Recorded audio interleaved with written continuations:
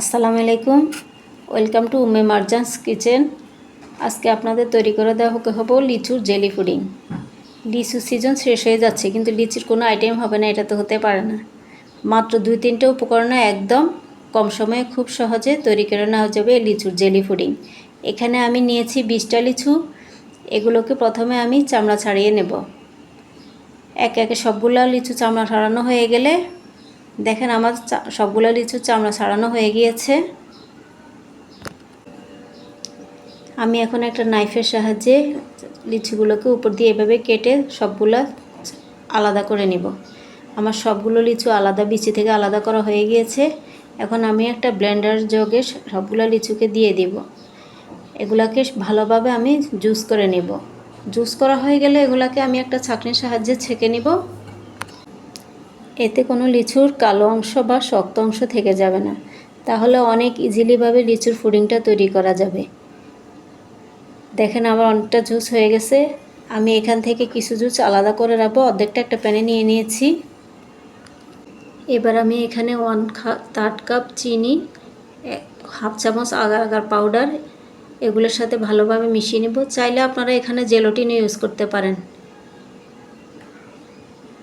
এখন আমি সবগুলো উপকরণ একসাথে ভালো করে মিশিয়ে নিচ্ছি, যেন কোনো দানাদার অংশ না থাকে।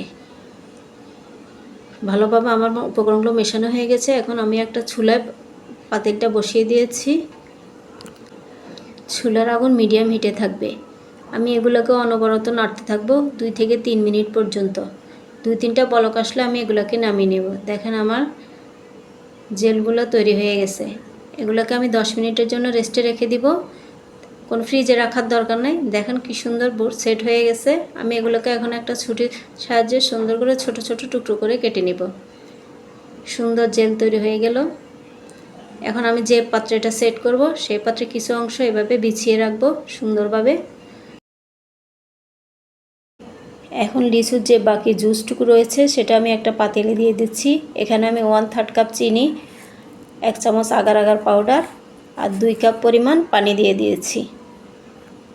এগুলোকে আমি ভালো করে অনবরত নেড়ে ভালো করে মিশিয়ে নিব, যেন কোনো দানাদার অংশ না থাকে, তাহলে জেলিটা ভালো আসবে না। আমার এগুলো ভালো করে মেশানো হয়ে গিয়েছে। আমি এখন চুলাতে এগুলো দিয়ে দিব। চুলার আগুন মিডিয়াম হিটে থাকবে। আমি অনবরত এটাকে নাড়াতে থাকবো, নাড়ানো স্টপ করা যাবে না। যখন 2-3টা বলক আসবে আমি এটাকে নামিয়ে নেব। 2-3 মিনিটের মতো আমি এটাকে ফুটাবো। দেখেন আমার জেলিটা ফুটে গেছে। আমি এখন এটা নামিয়ে নেব। যে পাত্রে আমি সেট করব সেখানে আমি এগুলো ঢেলে দিচ্ছি। গরম গরম ঢেলে দিতে হবে, নাহলে এটা একদম জমে যাবে। একটু নেড়ে দিব, আর যে কাটা জেলগুলো আছে আমার সেগুলো আমি উপর দিয়ে দিব। দেখুন, এবার একটু সুন্দরভাবে ভালোভাবে নেড়ে দিতে হবে, তাহলে সুন্দরভাবে সেট হবে। এটাকে আমি আধা ঘন্টার জন্য নর্মাল টেম্পারেচারে রেখে দিব। পরে ফ্রিজে রেখে এটাকে ঠান্ডা করে নিয়ে নিতে হবে। দেখেন কি সুন্দর বসে গেছে। আমি এখন সাইডের পাশ দিয়ে ছুরির সাহায্যে এটাকে উঠিয়ে নিব। দেখেন কি সুন্দর পুডিং তৈরি হয়ে গেছে। আপনারাও চাইলে তৈরি করে দিতে পারেন।